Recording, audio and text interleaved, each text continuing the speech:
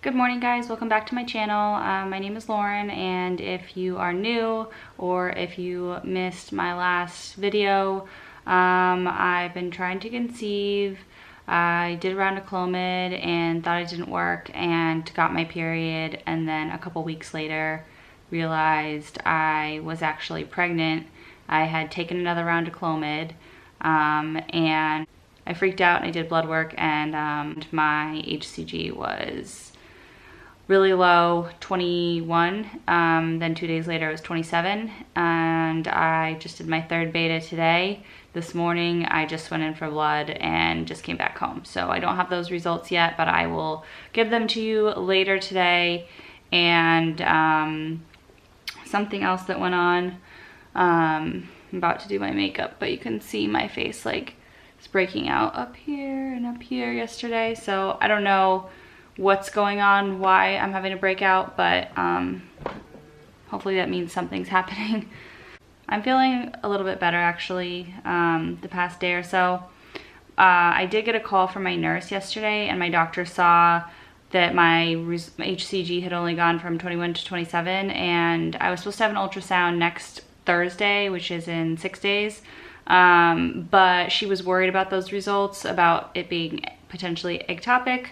So she wants me to come in today for an ultrasound. So I'm going to the hospital to do an ultrasound, and then I'll meet with the on-call doctor, I think. I don't think I'll be meeting with her. I'm not too sure yet, but that's this afternoon. So I will have more information this afternoon, which will be nice just to kind of like know what's going on a little bit more, and kind of, I don't know that they'll know the exact timing, but know a little bit more about the timing, and also to just have more information about what to expect. For any of you guys that have PCOS and skin issues, this is the primer that I use.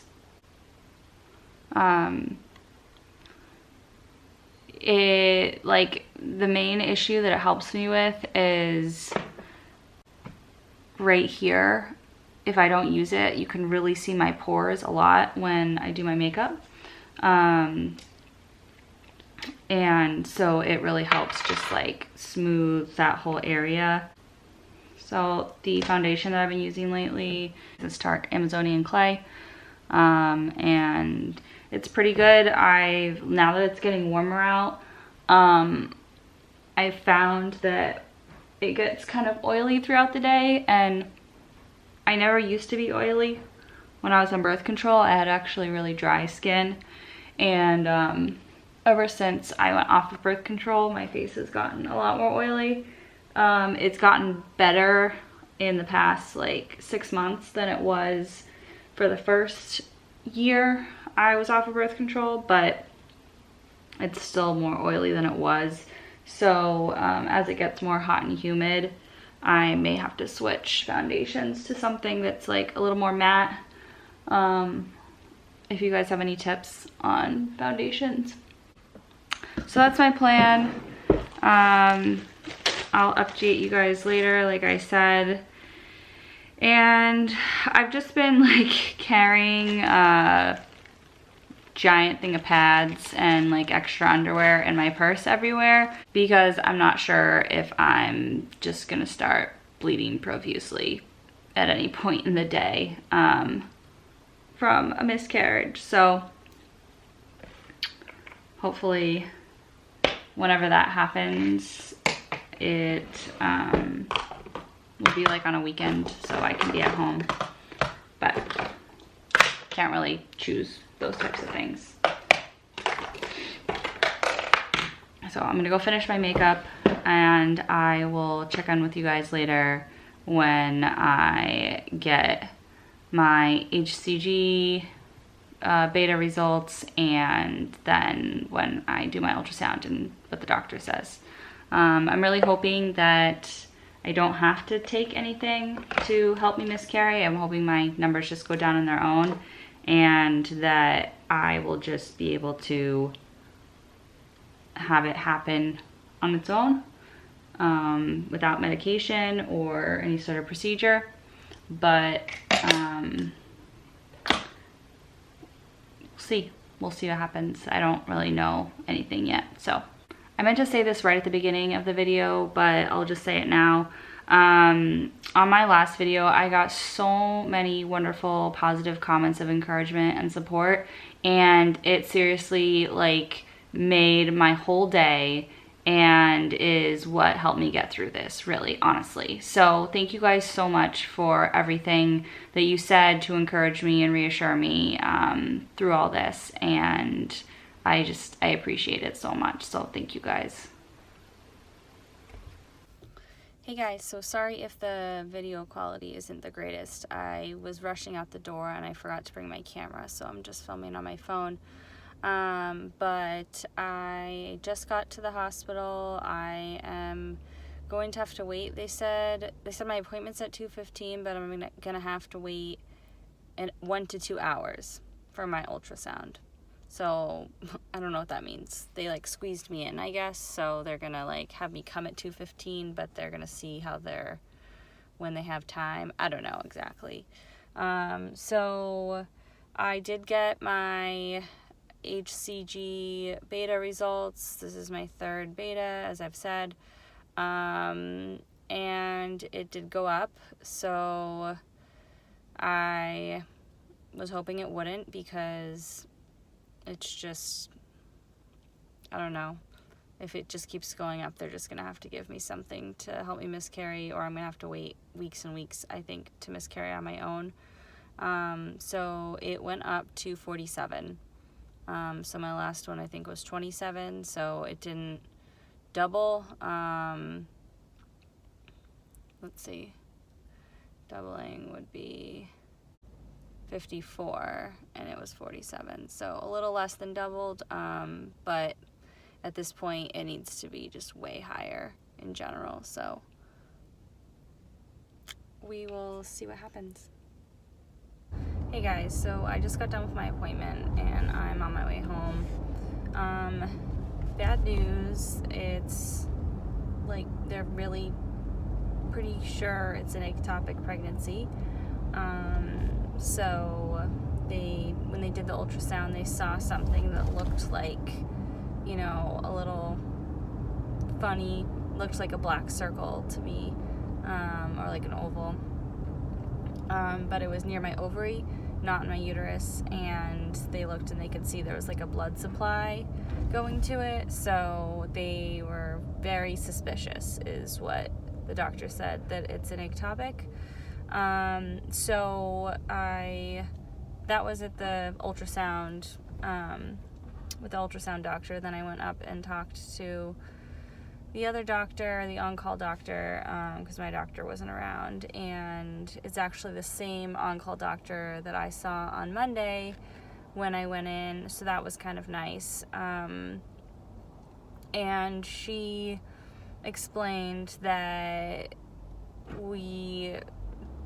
because it's so early, they don't have to do surgery, they can just treat it with medication, but they do need to terminate it, which is what I expected, but I was really hoping that it wasn't ectopic, so I could just miscarry on my own, and then I didn't have to do the methotrexate, and then we wouldn't have to worry about like waiting. Methotrexate is the medication they give you to make you miscarry. So she said, you know, there's 2 options. 1, we can just give you the methotrexate, or 2, we can do something called like a Carmen procedure, and what they do is they swab the inside of your uterus and see if there's any pregnancy tissue in there, because an ultrasound, sometimes they see things somewhere, but it's wrong, because it's hard to tell. So they swab the inside of your uterus, see if there's pregnancy tissue, and if there is, then they know what they saw in the ultrasound was wrong, and you don't have to do the methotrexate. So they're also going to have me come back in tomorrow for another HCG, and then once the pathology comes back on the swab, then if it shows there's no pregnancy tissue, then they'll give me the methotrexate. So yeah, I mean, my expectations were very low, so I wasn't really disappointed, but I was pretty sure it was an ectopic pregnancy because I've been spotting for a couple weeks, and I figured if it was like a normal pregnancy but just like an abnormal embryo or egg or whatever, then I don't know, I just had a feeling it was. But at the same time, like, the chances of having an ectopic pregnancy are like 2%, 1 to 2%, they said, so it's really unlikely. But you know what? I'm 1 in 8 that has PCOS, and I'm, 1 in 60 that had an ectopic pregnancy. So that's just my luck. So yeah, I'm most disappointed that we have to do the methotrexate, because that means we have to wait. And again, like, I took Clomid and I thought I was going to be ovulating like this weekend, and now we have to wait, like, I don't know. I haven't talked to them how long. The paperwork they gave me 2 different things about methotrexate. One says you have to wait 2 months. One says you have to wait 3 months to try. So I don't know which one they recommend. I don't know why. The paperwork has 2 different time frames on there. I'm going to point that out to them so they can fix that in the future. But yeah, so going back in tomorrow. I will let you guys know how that goes. My husband has been out of town, so I've been doing all this on my own, and he's coming back tonight, so he'll be able to drive me tomorrow, so that's good. He can come with me. And yeah, so my doctors are really nice. They just, they did a good job. So the Carmen procedure where they swab the inside of your uterus, they said it was going to be kind of painful, like an HSG. For me, it was not. It was much better than an HSG. I was expecting really bad pain, and it wasn't. It was like a tiny little pinches, a little burning when they did the lidocaine, and then after that, it felt fine. I just had like one time where I cramped, but it was like a period cramp. It wasn't really that, like, anything crazy like the HSG type of cramping. So, yeah, so that was good. So I'm just trying to be strong and be positive and believe that good things are coming, because they are, and I know they are. And just guess I'm thankful that I don't have to have surgery.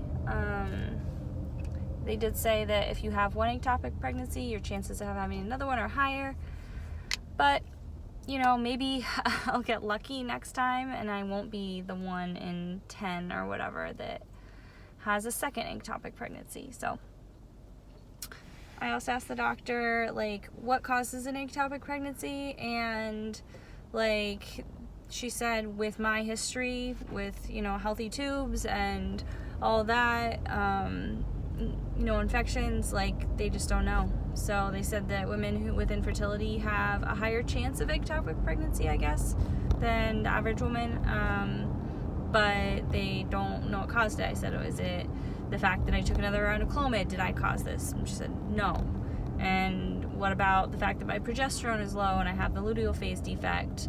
Like, could that have caused this? And she said, no. Like, we know that those things don't have an effect on it, but we don't know what specifically does cause it. So,